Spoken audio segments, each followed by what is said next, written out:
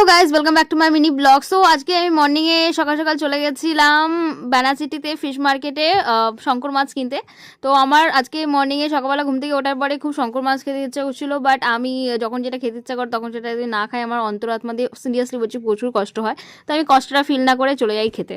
তো যাই হোক, আমি ব্যানাচিটিতে ঘোরার পরে আমরা এই কাকুটার কাছ থেকে আরও 2-3-4টে কাকু আছে যারা খুব ভালো মাছ রাখে, তো সেখানেই আমি নিলাম। তো এই কাকুর কাছেই পেয়েছি আমি শঙ্কর মাছটা, অন্য কাছে আর ছিল না, পুরো ব্যানাচিটিতে আর ছিল না। তো এখান থেকে নিয়ে নিলাম 1.5 কিলো মতন মাছ। তারপরে আর কাকু আমাকে হ্যাপি হয়ে আমাকে মাছের ডিমও ফিরিয়ে দিয়েছিল। ওকে।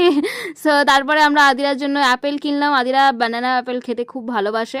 আর আদিরার জন্য আমি এখানে পেয়ে গেছিলাম কুলেখাড়া ব্রাহ্মণী শাক, তো এটাও নিয়ে নিলাম। আর একটুখানি টমেটো নিয়ে নিলাম। আমি বেশি সবজি মার্কেট করি না, কেন কি আমি ফ্রিজে কোনো রকম সবজি রাখি না। যখন যেটা রান্না করি তখন সেটা নিয়ে চলে এসে রান্না করে খাই। তারপর আমরা চলে গেছিলাম আদিরাকে